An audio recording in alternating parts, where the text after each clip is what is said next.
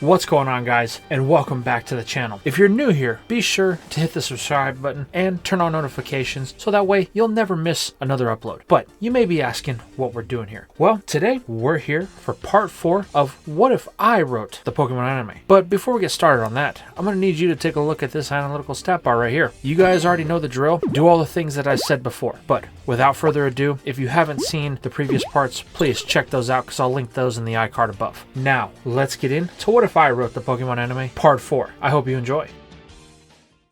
We begin today's part with Ash and Pikachu deep in Viridian Forest. Ash stands face to face with a Pokemon that is the least intimidating sight that anyone has ever laid their eyes on. That is, except for the redhead that has been following our hero, Misty. She refuses to let Ash out of her sight, as she's still not 100% convinced that he didn't try to abandon her and skip out on his debt. So she's going to follow him until he pays her back, but it's going to have to be at a distance, as there's one thing in the world that creeps her out more than anything: bug Pokemon, which is what Ash happens to be staring down at the moment. Something known as a Caterpie. The boy stares down the young insect at the insistence of Misty to do something about the creepy crawly. Pushing her incessant babble out of his mind, Ash readies a Pokeball and throws it at the caterpillar. In a flash of light, Ash has successfully made his second capture. "I'm on a roll," he declares, only for Misty to laugh. "Please, Ash, you only caught that one because Caterpie is one of the weakest Pokemon there is. You didn't even have to really battle it." "Well, I did catch Nidoran," Ash interjects. However, he is quickly reminded that that was only because Gary weakened it first. This just angers Ash, causing him to get quiet. But there are more pressing issues. He has a new friend, and it's time for it to meet his other Pokemon, or at least Nidoran, as Pikachu seems to have a problem. Now we flash back to the day that Ash caught Nidoran. When he introduced it to Pikachu, once the ball popped, the poison type was very glad to meet the electric mouse. Come to find out, Nidoran is a very timid Pokemon, but only to those it doesn't know. With Ash letting it out of the ball, it was very grateful to Ash saving it from the Sandslash, and was very affectionate to its new trainer.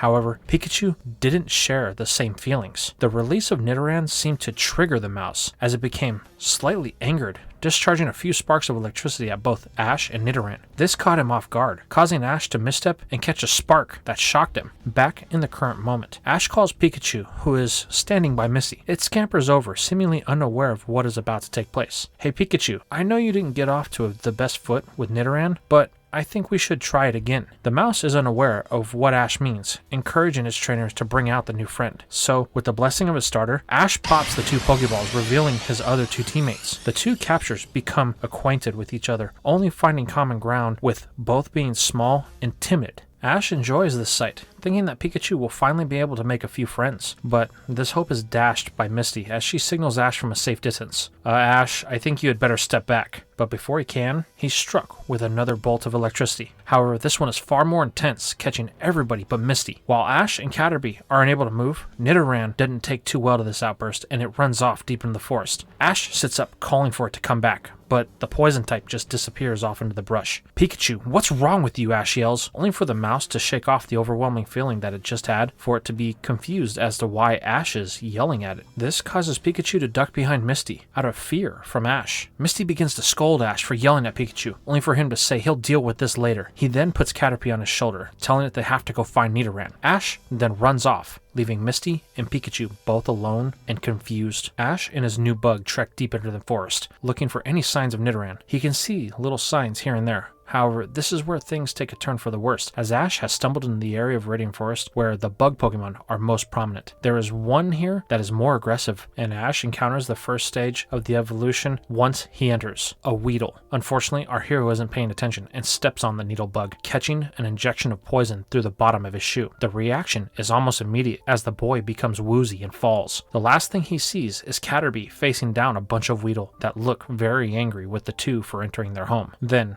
right before he loses consciousness, a glowing light envelops his vision, and then darkness. Hours later, Ash awakes in the same darkness that he passed out in, or so he thought, as a voice pierces through the veil. "So, you finally awake." Rubbing the sleep from his eyes, Ash tries to stand up, only to stumble. The voice tells him that he shouldn't stand up. The antidote hasn't run its course yet. Squinting his eyes, Ash makes out the silhouette of a person. However, they are met with a sharp pain as a blinding light blankets the room that they are in. Once his eyes can focus, a boy dressed very strangely can be seen. Ash stutters, asking who he is and why he is holding Ash prisoner. This triggers a laugh from the boy. He finds this to be amusing. A prisoner?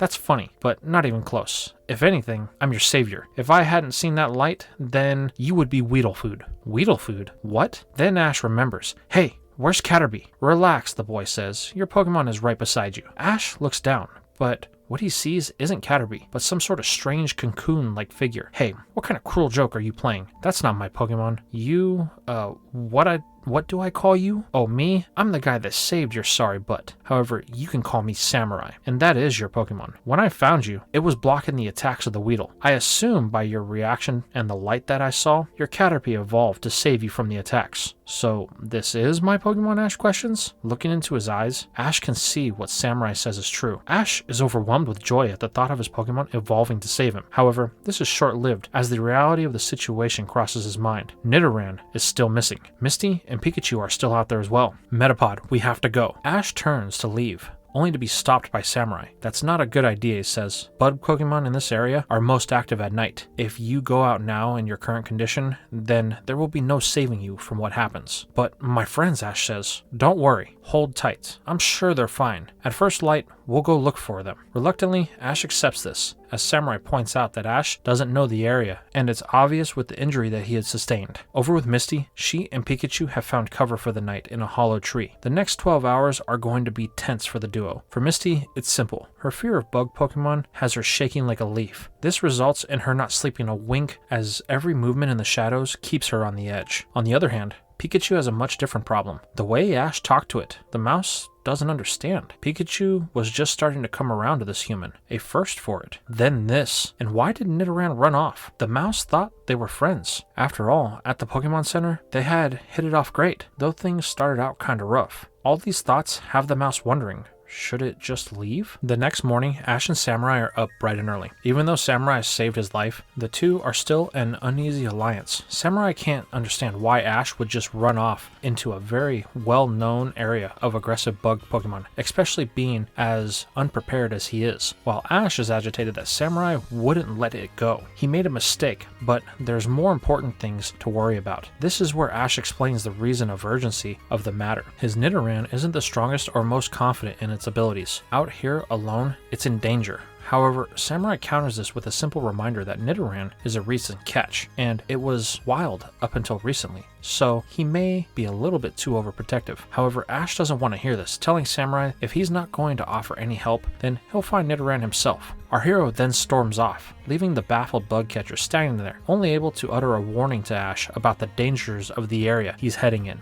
only to be ignored as Ash disappears into the brush. The way Ash sees it, he has nothing to worry about. With his Metapod, he's invincible. I mean, look, he just caught it, and the cocoon has already evolved. Well, this theory of his is about to be tested, as the warning that Samurai had tried to give him comes to pass. He has wandered in the part of the forest that could be a nursery for the evolutions of Weedle. These are known as Kakuna. While they are not particularly dangerous, the reason this area is so feared becomes known when the fully evolved form of this bug line, Beedrill, appears to protect the mid-stage evolution. Knowing he needs to press on, Ash calls on his bug type. Metapod, I choose you. Emerging from the ball, Metapod stoically stares down the defenders. Ash doesn't want to wait, ordering a tackle. However, there's no movement. Unsure if he was heard, Ash gives a command again, but the result is the same. Now angered, the Beedrill decide to rid their territory of this intruder and begin attacking. Not understanding what's going on, Ash decides to use his Pokédex, searching for any kind of answer, only for the index to point out the obvious. Metapod can't move unless trained to,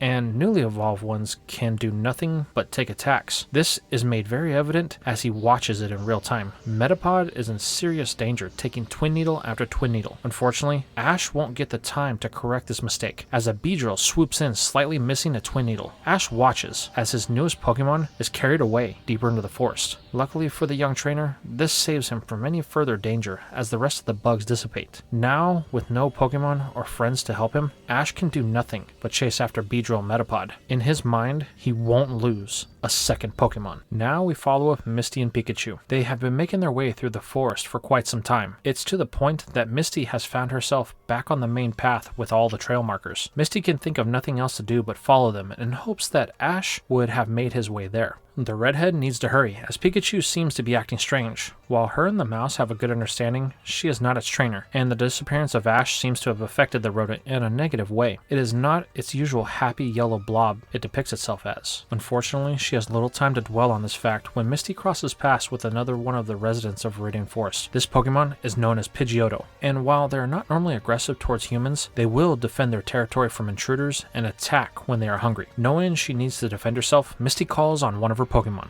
Staryu, go! The water type emerges from its ball with a tackle to deflect the peck the bird was aiming at its trainer. However, this doesn't deter the bird as it swoops in for another attack. Staryu, use a water gun, Misty commands. However, it won't get the chance as both it and Pidgeotto are caught in a thundershock. Turning, Misty sees the same look in Pikachu's eyes as when Ash released Nidoran, a look of blank aggression. Misty tries to calm the mouse down, talking to it in as soothing a voice as possible. This seems to work until Pidgeotto begins to stir. Though it took a super effective damage, it is still able to move, unlike Staryu, who is currently knocked out on the ground. Misty knows her options are slim, especially if the bird is going to keep attacking. Now questioning her decisions to follow Ash, Misty starts to panic. That is, until a command is given. Charmander, use Ember! Suddenly, fire envelops the area. At the epicenter is a boy and his fire lizard known as Charmander. The boy says nothing to Misty, only giving a command for a scratch attack. Rushing in, Charmander hones in on its target. However, Pidgeotto isn't going down quietly, as it lands a critical wing attack that flattens the fire type.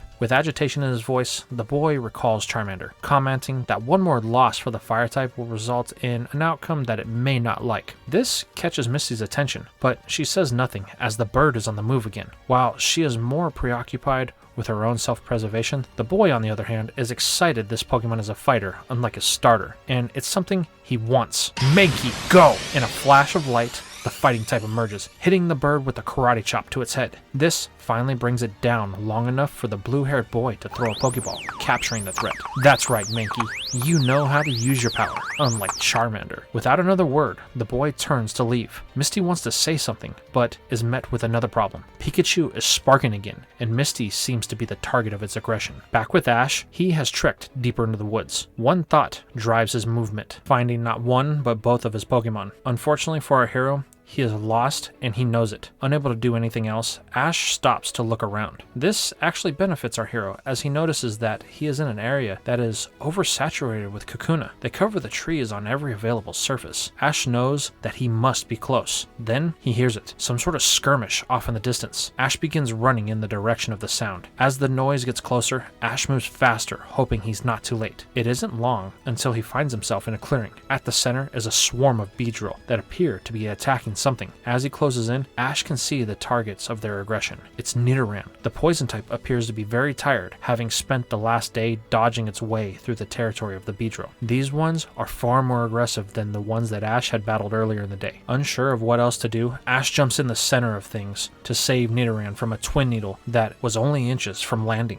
The two share a moment to which Ash apologizes for taking so long, but he won't let any more harm come to the young one. A sense of relief washes over it as it finally succumbs to the fatigue in Ash's arms. Our hero is glad that he was able to save it, but is quickly reminded that he isn't out of the woods yet. These bug types are not happy that he is here and are on the attack. Ash takes off running, hoping for any signs of an exit. This is where he realizes something. From the corner of his eyes, a familiar shape catches his sight. Metapod, he screams. The cocoon is casually laying at the base of a tree, unable to really do anything else. Ash cuts a sharp turn, avoiding more attacks. In a moment, he finds himself at the base of the tree with both Pokemon unable to really do anything. Ash sets Nidoran under Metapod and tells it that it must protect their friend at all cost. Turning, Ash confronts the swarm of Beedrill that has now grown to include every one of them in the forest. Man, I certainly have a knack for making people mad, Ash says, as he considers his options. Unfortunately, there are very few. He could recall his Pokemon and run, but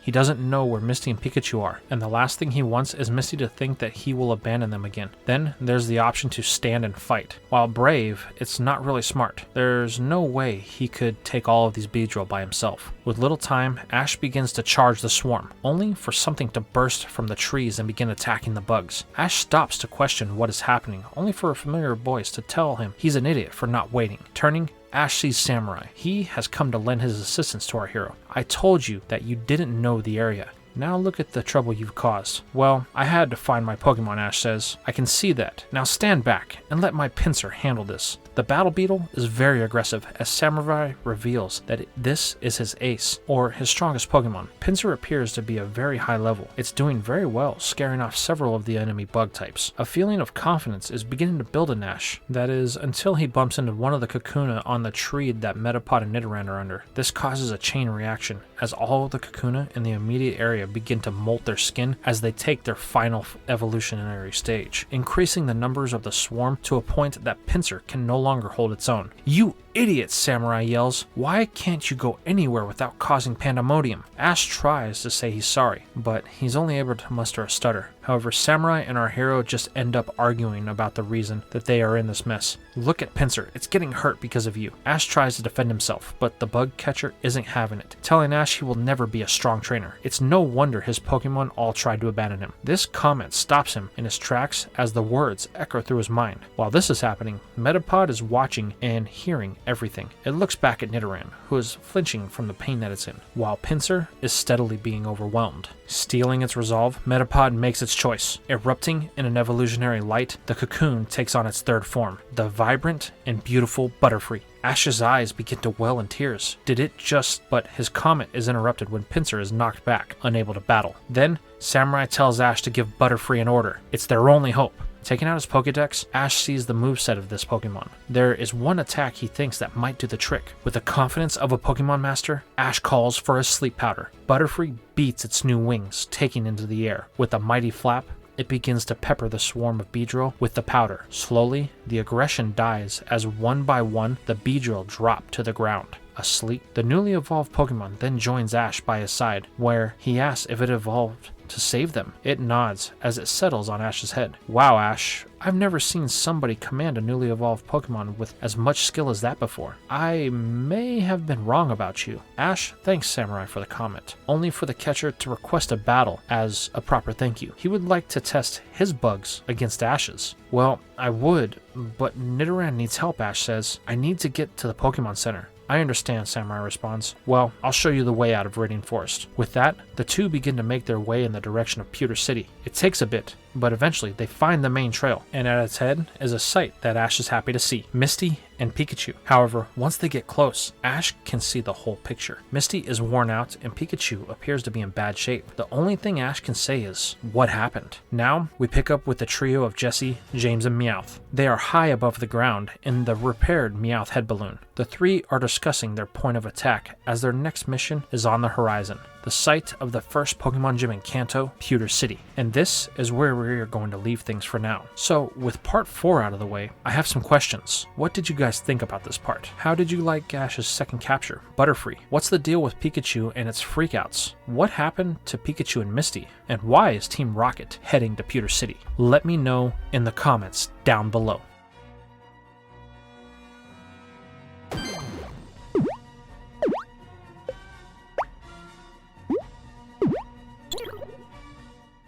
Alright trainers, it's that time to get your Pokédexes ready, because today we met Charmander, Caterpie, Metapod, Butterfree, Weedle, Kakuna, Beedrill, Pidgeotto, and Staryu.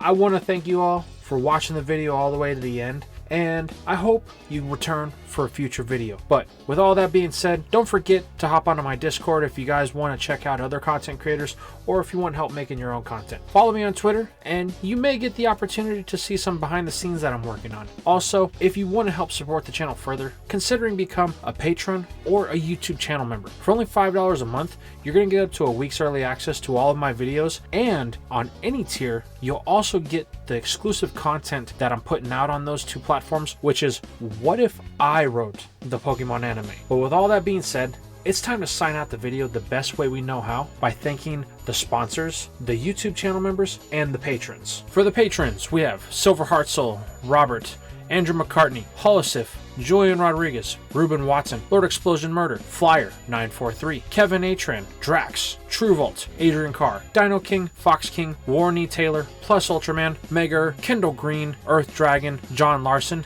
Dylan Nicholson, Christopher Grant, Gerald Smith, Normandy 1998, Chris Lackman, Trainer Rad 164, Rowboat, Johnny, Brad 1, Ifosa Mead, Indigo Saturn 64, Kevin Malula, Chris Collins, Christian Anderson, Justin Ray, Gray Leo, Irving 14209, Dylan Wolfdog 31, Mario Pikachu, Luke Skyrunner, Flubber, JJ, Josiah Herring, Gear 100, Cameron Dicker, Blood Down, Jack, and Cami Stein. And for the YouTube channel members, we have Brian Skidmore, Hiro Karina, and Nathan Zaduro. Thank you all very much for watching, and I will see you in the next video.